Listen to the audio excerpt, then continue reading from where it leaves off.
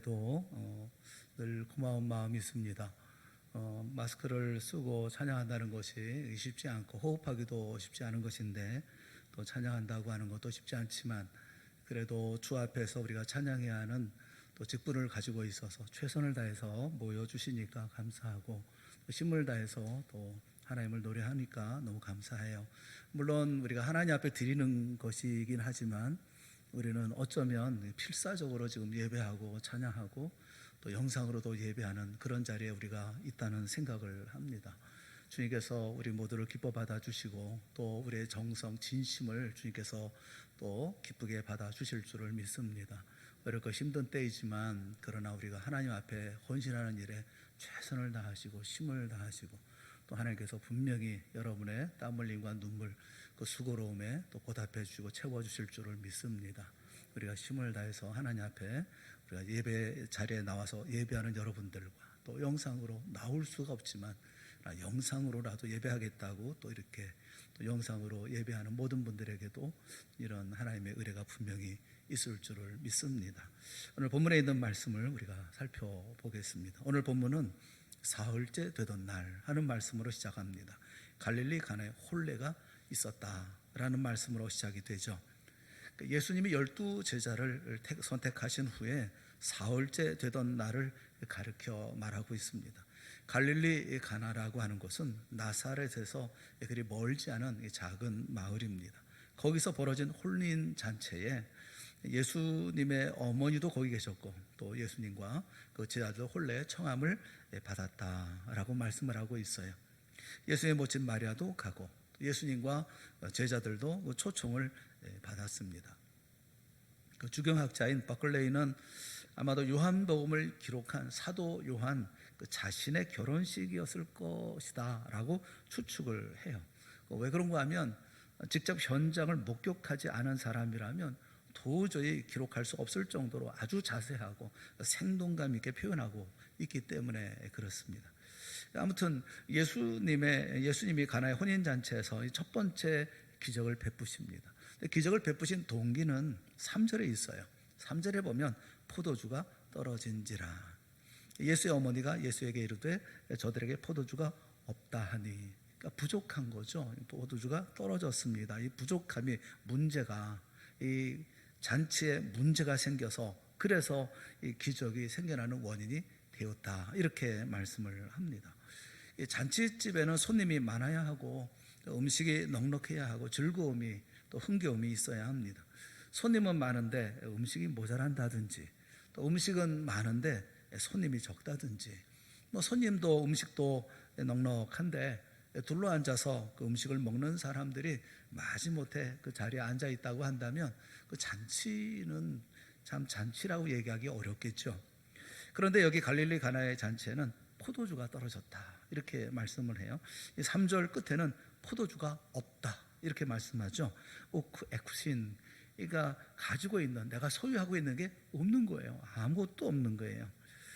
처음부터 음식이 모자라지는 않았을 것입니다. 처음에는 포도주도 음식도 넉넉했을 것입니다.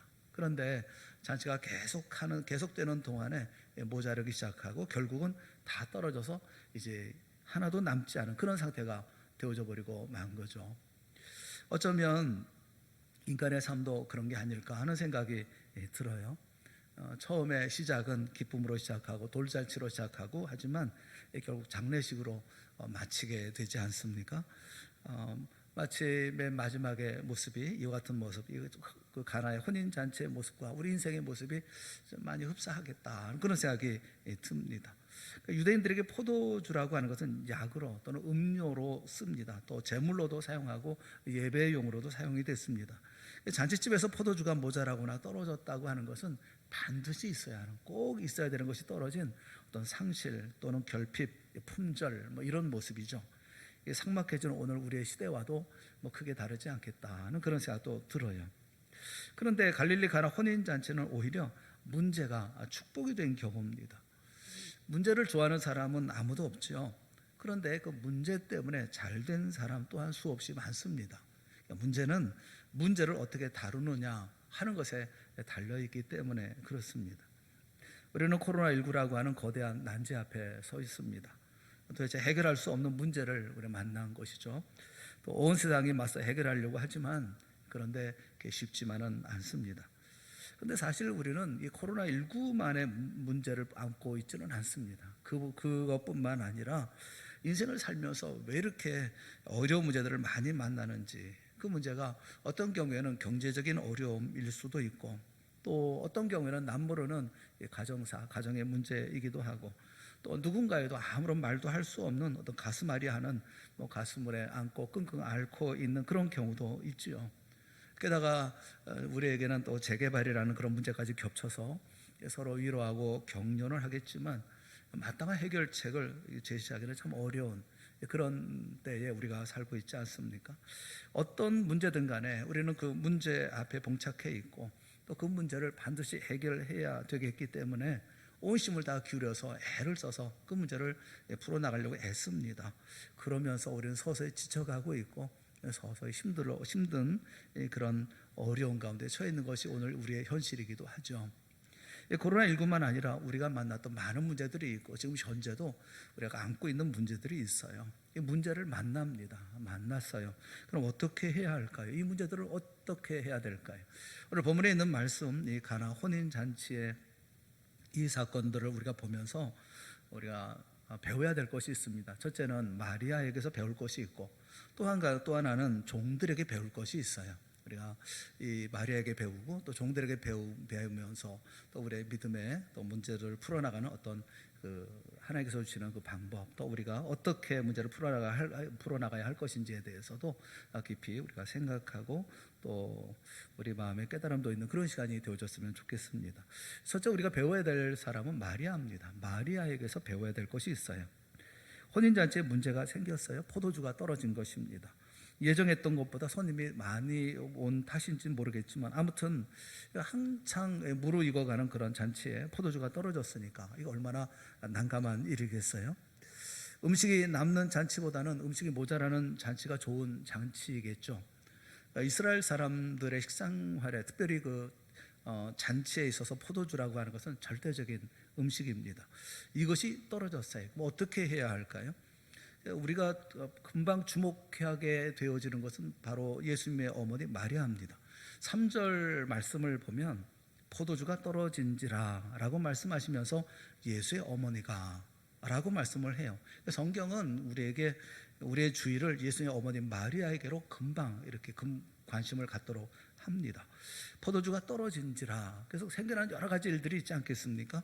그래서 어떻게 되었다라는 어떤 상황 설명이 없어요. 당황했다, 그리고 어려움이 있었다, 신랑의 부모가, 연회장이, 주인이, 종들이, 하객들이 이렇게 그런 말씀은 전혀 없습니다. 바로 포도주가 떨어졌다라는 상황을 금방 말씀하고 바로 예수의 어머니가 라고 성경은 우리의 주의를 어머니에게로 돌립니다.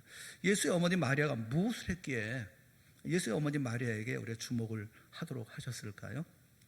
예수의 어머니 마리아가 문제를 알았죠. 그리고 그 문제를 예수님께 가져갑니다. 그래서 예수의 어머니에게 주목을 하도록 하는 거예요. 요새 같으면 사람을 보내서 사오게 한다든지 전화 한 통하면 금방 배달을 해주겠지만 그때는 그런 일도 할 수가 없는 때 아니었습니까? 마리아는 잔치집에 포도주가 떨어진 것을 압니다. 문제를 해결하기 위해서 그래서 다른 어떤 사람을 만나거나 이 사람 저 사람에게 그 사실을 알려주거나 또 문제를 부각시키거나 하지 않았어요. 그래 입을 다뭅니다. 주인을 불러서 야단치거나 훈계하지 않습니다. 주인에게도 알리지 않습니다. 그리고 직접 예수님께 가서 저들에게 포도주가 없다 그렇게 말씀을 드렸어요. 예수님에게 무슨 포도주가 따로 있었던 것도 아니고 또 예수님께 무슨 돈이 있었던 것도 아닙니다. 특별히 예수님께 말씀을 드리는 것은 진리에 대한 말씀이라든지 아니면 성경에 대한 지식이라면 몰라도 이건 포도주에 대한 문제입니다. 예수님과는 관계가 없는 문제입니다. 그렇다고 마리아가 지금 예수님 포도주가 없으니까 만들어주세요 이렇게 월권을 한 것도 아니에요. 자신의 아들이긴 하지만 하나님의 아들이시기 때문에 그 권위를 존중하고 그저 문제를 가지고 예수님께로 나온 겁니다. 그러고 보면 예수님과 함께 살아온 날들 동안 마리아는 많은 일을 보았던 것 같아요.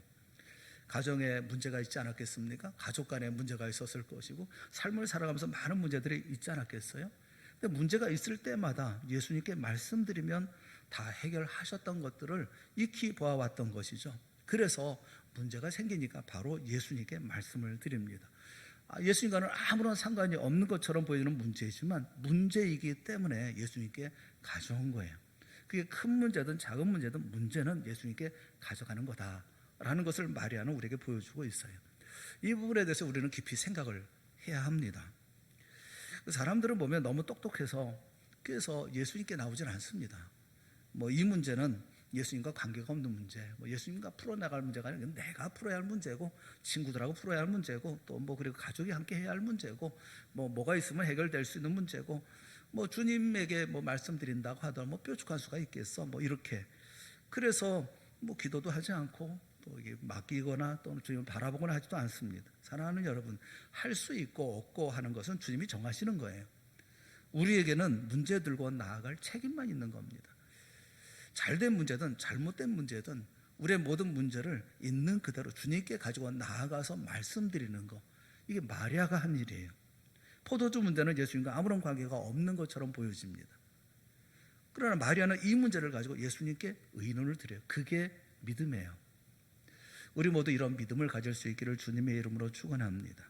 한편 생각해보면 이 잔치에 만일 어느 정도 포도주가 남아 있었다고 한다면 그날 그 집에 모인 사람들은 주님이 만드신 포도주를 맛볼 수 없었지 않겠습니까? 그런데 모자라도 완전히 모자라, 완전히 떨어진 아주 없는 상태가 되어졌기 때문에 새 포도주를 만들어 주셨고 그것을 맛볼 수가 있었던 거죠. 새로 집을 짓는 것보다 헌 집을 뜯어 고치는 것이 더 어려운 법입니다. 베드로는 갈릴리 바다에서 예수를 만났을 때 주여 나를 떠나소서 나는 죄인으로소이다 라고 고백을 해요. 나는 죄인입니다 라고 고백합니다. 여러분, 날이 새면 바다에 나가서 고기 잡고 밤이면 처자식과 함께 평범한 삶을 살던 베드로에게 무슨 죄가 그래도 많아서 나는 죄인입니다 라고 고백을 했을까요? 그러니까 무슨 역적 모의를 했습니까? 무슨 몰입에 협잡질을 했겠습니까? 부정축제를 해서 재산을 모았겠습니까? 하지만 예수님 앞에 자신을 완전한 100% 죄인으로 고백하죠. 내가 만든 포도주가 완전히 바닥이 나야 주님이 만드시는 새 포도주가 항아리에 차는 것이 아니겠습니까? 대부분의 사람들은 문제가 생기기 전까지는 예수님을 찾지 않습니다. 문제가 생기기 전까지는 예수님을 존귀하게 여기지를 않아요. 문제가 생기기 전까지는 예수님이 어떤 분이신지를 모릅니다. 그래서 우리 앞에 다가오는 문제는 어떤 면에서는 축복이에요. 하나님의 선물이기도 하고 하나님의 은혜를 가져오는 통로이기도 합니다. 문제가 없다면 기적 또한 없을 거 아니겠습니까? 문제가 없었다면 하나님의 영광도 드러나지 않을 것입니다. 그래서 고난이라고 하는 것은 하나님의 영광을 낳는 산파와 같다, 이렇게 말할 수가 있어요. 우리가 마리아에서 배워야 할 것이 뭐냐면 확실한 믿음입니다. 믿음이에요. 예수님께 의논하면 무슨 수가 난다, 무슨 방법으로든지 해결하신다, 이것을 믿고 있죠. 마리아의 마음에는 하나의 교리가 있습니다. 예수님께서는 모든 문제를 다 해결해 주신다는 겁니다. 단 거기에는 하나의 조건이 있었다는 거죠. 그게 뭐냐면 믿고 순종하면 된다라는 거예요. 마리아는 예수님의 대답에 아랑곳하지 않지 않습니까? 4절에 보면 예수께서 이르시되 여자여 나와 무슨 상관이 있나이까 내 때가 아직 이르지 아니하였나이다. 예수님은 상당히 부드러운 어조로 이렇게 어머니의 이런 청을 거절하십니다. 근데 거절하셨음에도 불구하고 마리아는 일방적으로 하인들에게 또 이렇게 얘기를 합니다. 5절에 보면 그의 어머니가 하인들에게 이르되, 지금 그 얘기를 들은 다음에, 예수님의 대답을 들은 다음에 5절에 그의 어머니가 하인들에게 또 얘기를 합니다. 뭐라고 얘기합니까? 너에게 무슨 말씀을 하시든지 그대로 하라 하니라. 적어도 30여 년 동안 예수님과 함께 지내면서 배운 진리입니다. 예수님께 가지고 가면 모든 문제가 해결되더라. 우리는 다만 시키는 대로 순종만 하면 되더라 라는 믿음이에요. 사랑하는 여러분, 물고기 잡는 일과 예수님과는 별개입니다. 그럼에도 불구하고 베드로는 예수님이 시키는 대로 따르죠. 누가복음 5장 4절 말씀해 보면 깊은 데로 가서 그물을 내려 고기를 잡으라. 잡힐 까닭이 없습니다. 그렇지만 순종해서 그물을 던졌다가 그물이 찢어지도록 물고기가 잡히지 않습니까? 이치에 맞든 안 맞든 예수님 말씀에 따르고 순종하면 되는 거다라는 것을 말씀해 주고 있는 거예요. 이스라엘 백성들은 전쟁터에 나갈 때 적군이 얼마나 많은지, 얼마나 강한지 그 세력을 걱정하지 않았습니다. 나를 이끌고 나가는 지휘관이 누군지, 장군은 어떤 사람인지, 아군의 규모는 어떤지 그런 것도 아랑곳 하지 않았어요. 상황이나 정황을 보지 않았습니다. 그들이 마음 쓴 것은 단 하나입니다. 하나님의 말씀이 허락됐는지 떨어졌는지 하는 거였었어요. 사무엘하 5장 19절에 있는 말씀을 우리 한번 다 같이 읽어봤으면 좋겠습니다. 다 같이 봅시다. 다윗이 여호와께 여쭈어 이르되 내가 블레셋 사람에게로 올라가리이까 여호와께서 그들을 내 손에 넘기시겠나이까 하니 여호와께서 다윗에게 말씀하시되 올라가라 내가 반드시 블레셋 사람을 내 손에 넘기리라 하신지라. 여쭤봅니다. 다윗이 여호와께 여쭈어 이르되 내가 블레셋 사람에게 올라가리이까 그들을 내 손에 넘기시겠나이까 라고 물어봐요. 하나님이 대답하십니다. 올라가라 넘기리라 말씀하십니다. 전쟁에 나가서 마침내 승리합니다. 그리고 그곳 이름을 바알 브라심이라 라고 이름을 붙입니다. 바알이 무너진 것, 깨진 것, 파괴된 것 이렇게 부르죠. 그것을 설명하면서 이렇게 설명합니다. 여호와께서 물을 흩은 같이 내 앞에서 내 대적들을 흩으셨다. 그래서 그곳 이름을 바알 브라심 이렇게 이름을 지었다는 겁니다. 별도의 지혜를 짜내어서 전략을 세우지 않았어요. 그럴 필요가 없었고 그래가지고 될 일도 아닙니다. 주님이 내 손에 넘기리라 붙이리라 하신 말씀 하나 믿고 나아가면 어김없이 승리했던 겁니다. 마리아도 30년 동안 주님과 함께 지내면서 터득한 신앙이고 그것은 교리입니다. 예수님께 가지고 가면 어떤 문제인지 다 해결하시더라. 문제가 있어요. 문제가 있으면 예수님께 말씀을 드려요. 그러면 모든 문제가 다 해결이 돼요. 다만 해결하실 때 말씀하는 대로만 순종하면 되더라. 이게 마리아가 가지고 있는 신앙입니다. 그리고 교리입니다. 여러분, 이 마리아가 이 믿음을 가지고 종들에게 명하는 거죠. 뭐라고 말씀하시는지 다 여러분들은 순종하십시오 라고 말하는 거죠. 저는 여러분 모두가 이 마리아에게서 이런 믿음을 배울 수 있기를 바랍니다. 이런 믿음을 본받을 수 있기를 바랍니다. 30년 예수님과 함께 있었던 마리아는 이렇게 예수님을 잘 알고 있었어요. 사랑하는 여러분, 여러분은 예수님과 얼마나 함께 있었습니까? 저는 모태신앙이라서 제 나이만큼 주님과 함께 신앙의 삶을 살아왔습니다. 주님과 함께하는 삶을 살아왔습니다. 예수님의 어머니 마리아가 30년이라면 저는 겁조를 더 예수님을 더 알고 있는 그런 세월을 살아왔어요. 그동안 베푸신 주님의 은혜와 기적은 이루 말할 수가 없습니다. 인생에 숱한 고비가 있었죠. 그때마다 주님이 함께 하시고 위로하시고 격려하시고 힘을 주시고 길을 열어주셨어요. 보호하시고 인도하시고 지켜주셨어요. 자, 여러분들은 여러분의 인생의 삶을 살아오면서 신앙의 삶을 살면서 주님과 함께 살아오셨습니다. 뭘 배웠습니까? 예수님에 대해서 뭘 아십니까? 저는 요한복음 2장 3절에 있는 말씀을 이렇게 바꿨으면 좋겠다. 그런 생각이 말씀을 보면서 그런 생각이 들었어요. 포도주가 떨어진지라 이수흥 목사가 예수님께 말씀드리되 저들에게 포도주가 없습니다 하니 라고 읽고 싶더라고요. 우린 모두가 다 그래야 되는 것이 아니겠어요? 문제가 생긴지라 어떤 누구 집사가 어떤 권사가 어떤 안수 집사가 어떤 장로가 예수님께 말씀드리되 문제가 생겼습니다 라고 하니 이렇게 고하는 우리가 되어줘야 되는 것이 아니겠습니까? 마리아는 예수님과 함께했던 그런 삶을 통해서 예수님이 어떤 분인가를 알았고 문제가 생기면 예수님께 가져가야 되면 다 해결하시는 줄을 알았어요. 자, 우리는 이런 모든 믿음의 삶을 우리가 오랫동안 살아왔어요. 어떤 이는 모태신앙이고 어떤 이는 30년, 40년, 50년, 60년의 삶을 주님과 함께 동행하며 삶을 살았어요. 자, 여러분들은 이제 문제가 생기면 어떻게 하십니까? 그 문제를 어떻게 하십니까? 저는 마리아처럼 남편에게, 아내에게, 자녀에게, 주위 모든 사람들에게 이렇게 구할 수 있었으면 좋겠어요. 예수님이 무슨 말씀을 하시든지 그대로 합시다 라고 권하고 앞장서 실천하는 우리 모두가 됐으면 좋겠습니다. 마리아를 배우고 마리아를 본받는다고 하지만 실제로 마리아가 보고 배운 것은 우리가 이미 보고 배운 것 아닙니까? 우리가 이미 알고 있는 사실들 아닙니까? 다시 한번 깨달아 자신을 돌아보고 주님께서 나와 함께 하셨던 그날들을 돌아보는 우리 모두가 될 수 있기를 바랍니다. 무슨 문제든 문제를 주님께 가지고 간 마리아를 배우고 또 내 인생을 통해서 내 자녀들에게 내 이웃들에게 주님 앞에 문제를 가지고 나가는 모든 모습들을 가르쳐주는 그 믿음의 사람들이 다 되어질 수 있기를 주님의 이름으로 축원합니다. 마리아에게 배워야 된다라는 겁니다. 또 한 가지는 종들에게 배우라는 겁니다. 종들에게 뭘 배워야 할까요? 순종하는 믿음, 순종하는 모습이요. 순종하는 믿음이 기적을 일으킨다고 하는 것을 우리가 배워야 된다는 겁니다. 마리아가 예수님께 포도주가 부족하다는 사실을 알린 후에 하인들에게 부탁한 것이 있어요. 뭘 부탁했느냐 하면 순종을 부탁합니다. 예수님이 무슨 말씀을 하시든지 그대로 행하라 라는 것이죠. 5절 말씀에 보면 그의 어머니가 하인들에게 이르되 너에게 무슨 말씀을 하시든지 그대로 하라 하니라. 그러니까 하인들의 믿음은 순종하는 믿음이었습니다. 가나 혼인잔치 기적의 절정은 바로 하인들의 순종이죠. 그러니까 믿음은 반응입니다. 믿음은 그가 믿음이 있는지 없는지는 그 반응을 보면 알 수가 있죠. 믿음은 반응이에요. 하나님의 말씀을 전적으로 신뢰하고 순종하며 반응할 때 기적을 보게 되는 것이 아니겠어요? 이 하인들의 이 순종이 매우 힘든 순종입니다. 몇 가지 이유가 있어요. 하나는 비상식적인 일이기 때문에 그렇습니다. 그날 그 집에 있었던 돌 항아리가 6개였다 이렇게 말씀하죠. 이 돌 항아리는 식사 전후에 손을 씻는 거 또는 뭐 외출해서 돌아왔을 때 발을 씻기 위해서 사용할 물을 담아놓는 그런 돌 항아리입니다. 물을 담아놓는 항아리인 것이죠.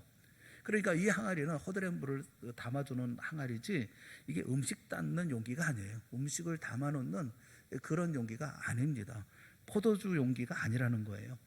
발 씻고 손 씻는 세숫대야. 여러분 세숫대에다가 사람 먹는 고깃국을 담아서 그래서 그것을 이렇게 사용하는 그런 경우가 있나요? 음식을 음식 담는 그릇에 담는 것이 맞습니다. 그런데 이 항아리는 음식을 담는 그런 항아리가 아니에요. 여기에 물을 담아서 뭘 한다는 것은 말이 되지 않습니다. 허들의 물을 담는 거예요. 아무 물이나 담는 겁니다. 손을 씻을 수 있는 물을 담는 겁니다. 먹을 수 있는 물이 아닌 겁니다. 그런데 이건 비상식적인 일이에요. 또 한 가지는 비과학적이죠. 포도주는 잘 익은 포도로 담습니다. 당시에는 포도주 공장이 따로 있는 것이 아니기 때문에 각자의 집에서 적당한 방법으로 포도주를 담가서 사용을 했습니다. 그러나 공통된 한 가지 원리는 포도주는 포도로 담근다는 겁니다. 물만으로 포도주를 만든 사례는 요한복음 2장의 이 사건 외에는 이전에도 이후에도 없었어요. 하인들이 두 눈을 부릅뜨고 찾아보지만 포도주를 담글 수 있는 포도는 보이지 않았습니다. 그리고 포도주라는 게 당장 되는 것도 아니지 않습니까? 포도를 깨뜨리고 짜내고 그 액체가 상당 기간 동안 발효될 때까지 보관해두고 그래야 포도주가 되는 것 아닙니까? 그런데 지금 예수님은 비상식적이고 비과학적인 방법으로 포도주를 만들겠다고 하인들에게 명령을 하고 있으니까 선뜻 순종하기 어려운 거죠. 게다가 담아놨더니 또 연회장에 갖다 주라고 했을 때는 더 믿을 수가 없는 거죠. 만약 그들이 물로 된 포도주를 떠다가 갖다 주지 않았다고 한다면 포도주로서의 가치가 드러나지 않았을 거예요.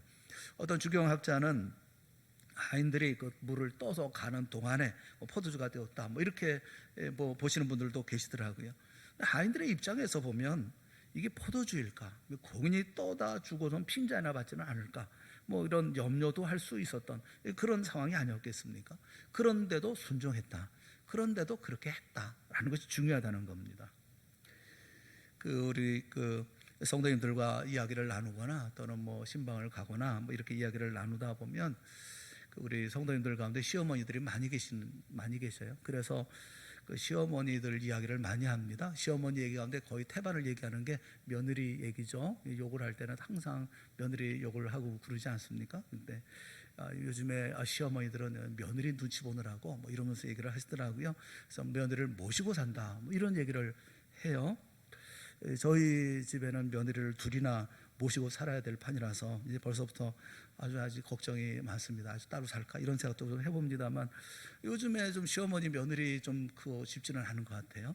시어머니가 이래라 저래라 이렇게 얘기하면 며느리가 되받아 말대꾸를 한다고 그러죠.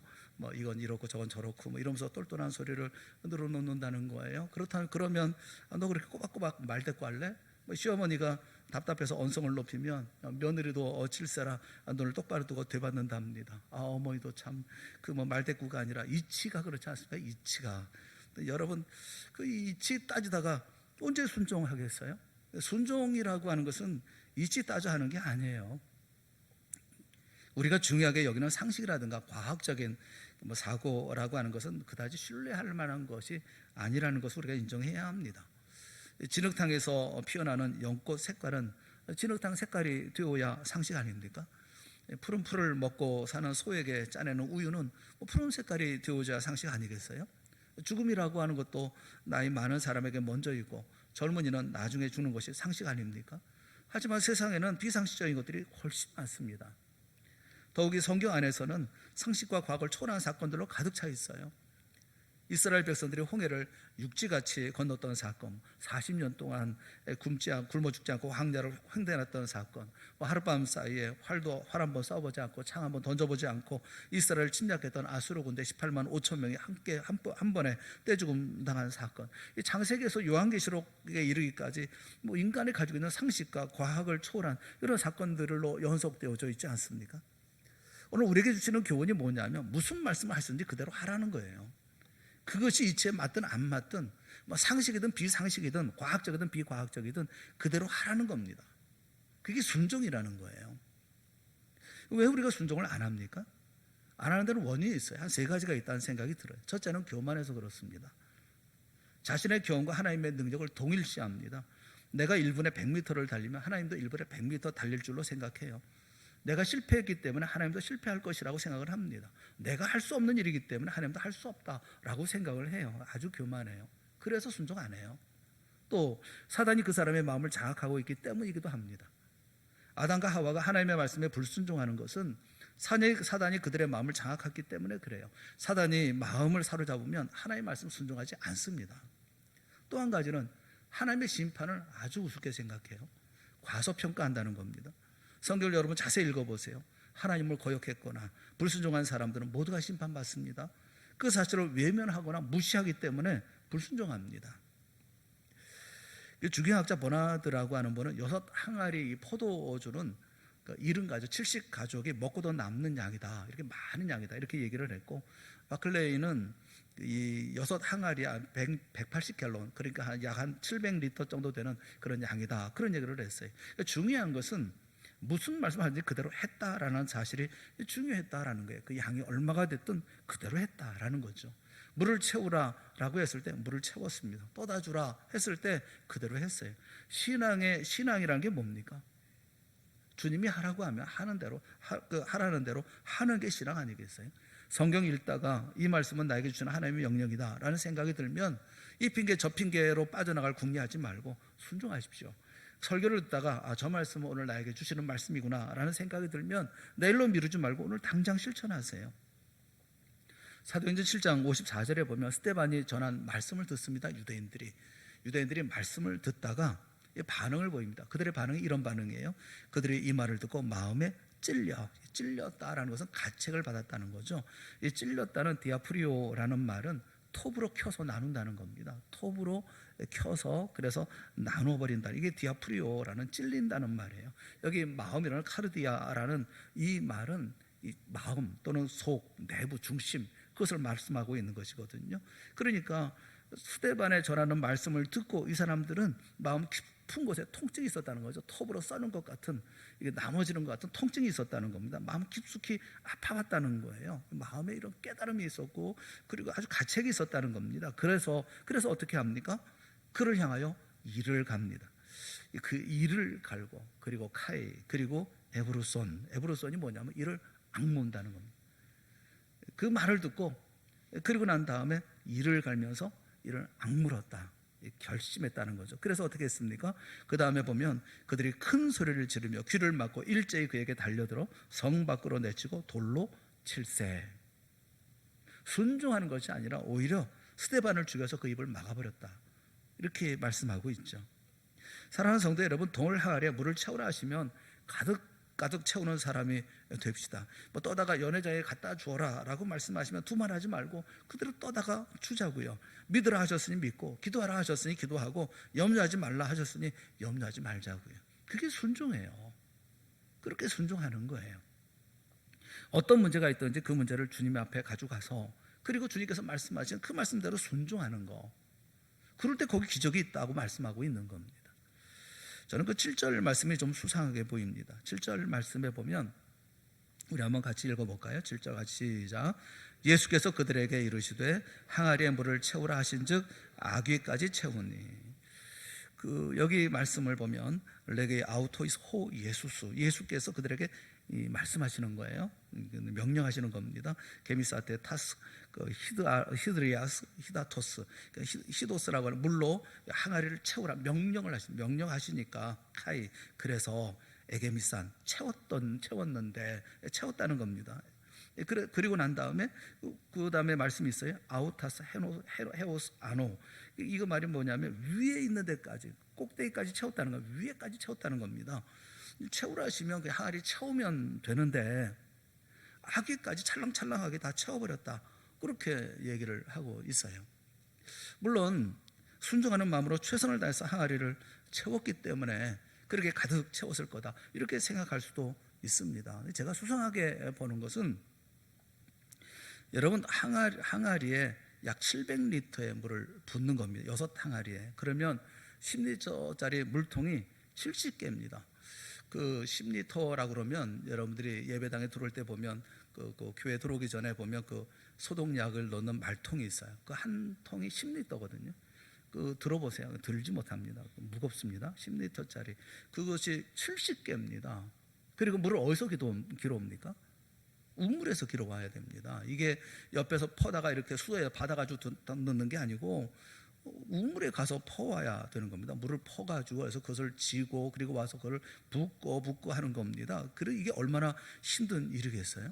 그런데 그 일을 하면서 채운다 그러면 그냥 항아리에 채우면 되잖아요. 웬만큼 채우면 채워졌다 얘기할 수 있지 않습니까? 그런데 찰랑찰랑하게 아기까지 채워버립니다.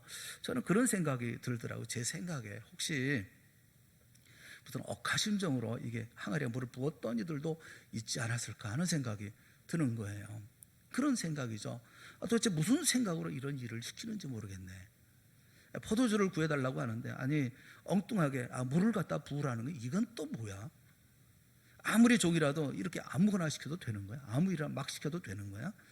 그렇지 않아도 이 잔치가 엉망진창으로 끝나면 기쁜 마음으로 준비한 우리는 어떻게 지금 뭐 얼굴을 둘 수가 없는 입장인데 또 지금 할 일도 얼마나 많은데 내가 종이라 뭐라고 말할 수는 없지만 이거 짜증이 나. 이런 명령을 어떻게 나한테, 그래도 하라고 그러니까, 그래도 물을 부으라고 그러니까 순종하라고 하니까 그래까지 뭐 하지 뭐 하는데 내가 아주 항아리를 채우네 아주 빡빡하게 그냥 꽉꽉 그냥 눌러서 채우지 뭐 이런 심정으로, 억하심정으로 그 항아리 아기까지 이렇게 물을 꽉 채워버린 것 아닐까?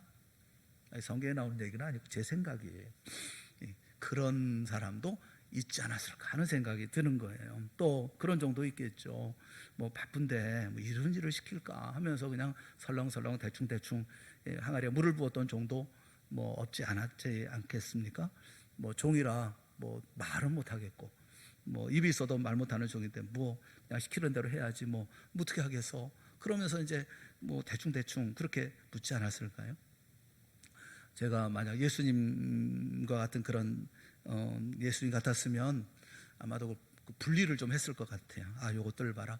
뭐 그런 마음으로 했단 말이지. 뭐 그래서 순종하면서 물을 채운 물은 질 좋은 아주 맛있는 포도주로 만들어서 이렇게 주고, 또 불평하면서 이죽거리면서 만든 그 채운 물은 그냥 물로 놔두든지 아니면 뭐 냄새 나고 맛도 없는 아주 질 낮은 그런 포도주로 만들어서 그래서 아주 망신 주고 그렇게 할 것 같아요. 근데 여러분, 누가 항아리를 채웠든지 어떤 마음으로 채웠든지 뭐 그것이 기쁜 마음으로, 기대하는 마음으로, 또 믿음으로 순종하는 마음으로 항아리를 채웠든 할 수 없어서 뭐 불평하면서 뭐 대충 그냥 뭐 억가심정으로 채웠든 예수님은 모든 항아리에 담긴 물을 카로스, 아름다운 아주 좋은 가치 있는 그 카로스 오인원, 그 카론 오인원, 그러니까 아주 맛있는 아주 좋은 포도주로 만들어 주셨다라는 거예요. 사랑하는 여러분, 어떤 마음이든 순종하면 주님이 좋은 것으로 만들어 주시는 거예요. 내게 닥치는 모든 문제, 그 상황의 문제가 아닙니다. 여건의 문제가 아닙니다. 이것은 오직 순종의 문제일 뿐인 거예요. 그 문제가 코로나일 수도 있고 경제적인 어려움일 수도 있고 내 건강의 문제일 수도 있습니다. 또 사랑하는 사람의 문제일 수도 있어요. 또 가정의 문제일 수도 있고 자녀의 문제일 수도 있습니다. 하지만 그것이 어떤 문제이든 간에 주님께 가져가는 것, 주님께 아뢰는 것, 그리고 주님께서 뭐라고 말씀하시는지 정신 바짝 차리고 주의 말씀을 청정하고 그리고 그 말씀에 무조건 순종하는 것. 여러분, 이것이 바로 하나님께서 우리에게 베푸시는 놀라운 축복을 받는 그 기적의 놀라운 역사가 일어나는 그런 길이라는 것을 우리에게 보여주고 있는 것 아니겠어요? 뒤집어 얘기하면 우리를 순종 안 한다는 겁니다. 우리를 말씀을 따르지 않는다는 겁니다. 어렵고 힘든 문제가 있으면 고민하고 잠 못 자고 그렇게 고통하고 괴로워하지만 불평하고 엄마하고 막 이런 소리 저런 소리 하지만 순종은 안 한다. 왜 이 말씀을 주셨겠어요? 저를 봐도 그렇고 여러분을 봐도 그런 거 아니겠어요? 코로나19 때문에 많은 어려움이 있어요. 그러나 순종하세요. 주시면 최선을 다해 방역을 하세요. 마스크도 좋은 마스크 쓰고요. 그리고 또 열심히 손 닦고요.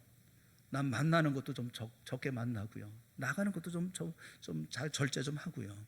그리고 내게 주어진 모든 사람들, 모든 내 가족들을 또 내가 신경을 써야 할 사람을 더 신경을 써주고요. 더 많이 사랑하고요. 주어진 기회에 열심히 해야 되지 않겠어요? 방역하는 거 철저히 방역하고 신앙생활 또 철저히 하고 우리가 예배할 때도 죽을 힘을 다해서 예배 나오잖아요. 걱정도 되고 두렵기도 하고 또 힘도 들기도 하지만 열심히 나오잖아요. 나와서 예배해야 할 줄 알고 예배하고 나오지 못하면 영상으로라도 예배 드리잖아요. 여러분, 그것이 내게 닥쳐있는 모든 일에 대한 순종하는 마음이 아닙니까? 최선을 다하는 마음 아닙니까? 10절 말씀을 보십시다. 10절 말씀을 우리 한번 다 같이 읽어보겠습니다. 시작. 말하되 사람마다 먼저 좋은 포도주를 내고 취한 후에 낮은 것을 내거늘 그대는 지금까지 좋은 포도주를 두었도다 하니라. 이것이 하나님의 역사예요. 세상에는요, 처음에는 좋다가 나중에는 나쁘게 일수예요. 이거 사기 아닙니까? 좋은 포도주 내고 취한 다음에 뭘 모르니까 낮은 포도주 이런 걸 막 주고 그렇잖아요. 세상은 그렇잖아요. 그런데 가나의 혼인잔치는 마지막이 좋아요. 지금까지 좋은 포도주를 두었다가 이제 또 주는구나 이렇게 얘기를 해요. 하나님의 역사는 시작보다 마지막이 언제나 좋은 줄 믿으시기를 바랍니다. 갈수록 좋고 갈수록 은혜스러운 게 하나님의 역사인 거예요. 기쁨과 행복이 바닥난 가정이라 할지라도 그것에 주님이 계시면 우리 변의 포도주가 되는 이런 놀라운 기적이 일어납니다. 삶의 의미가 사라지고 희망이 끊긴 인생, 삶이라고 한다 하더라도 물을 포도주로 만드시는 주님을 의지하고 의뢰하면 그 삶 속에 새로운 희망이 솟아오르게 마련인 거예요. 무슨 말씀을 하든지 그대로 하라. 내게 주어진 자리라고 한다면 불평하지 말고 원망하지 말고 할 수 있으면 좋은 마음을 가지고 감사한 마음을 가지고 순종하자. 이성적이든 비이성적이든 그것이 상식적이든 비상식적이든 과학적이든 아니든 맞든 틀리든 그와 상관하지 말고 주의 말씀대로 하자. 지금 우리가 그렇게 하는 것이 최선의 모습이 아니겠어요? 오늘 우리가 무슨 말씀하시든지 그대로 하는 우리 모두가 될 수 있기를 주님의 이름으로 축원합니다. 그리하면 허들의 물을 담아던 돌 항아리들이 새로운 가치와 축복으로 가득 차게 되어질 줄로 믿습니다. 이 축복을 누리는 우리 동산의 모든 성도들이 다 되어질 수 있기를 주님의 이름으로 축원합니다. 우리 함께 기도하겠습니다. 사랑하는 하나님 아버지, 우리를 변화시켜 주시옵소서. 우리를 깨우쳐 주시옵소서. 우리가 어려운 가운데 있다 하더라도 그러나 모든 문제를 주님 앞에 가지고 나아가 주님께 의뢰하고 또 주님께서 말씀하시는 말씀을 순종하며 이 모든 일을 해결해 나아가는 저희가 되어질 수 있도록 은총 베풀어 주시옵소서. 반드시 주님께서 이 모든 문제가 변하여 우리의 기적이 되게 하시고 복되게 하시고 또 흥겹게 하여 주시옵시고 잔치가 되게 하여 주실 줄을 믿습니다. 믿음을 가지고 주 앞에 서며 또 순종하며 끝까지 주 앞에 달려나가는 우리 모든 성도들이 다 되어질 수 있도록 이 시간 새 힘을 베풀어 주시옵소서. 예수님의 이름으로 간절히 기도드리옵나이다. 아멘. 우리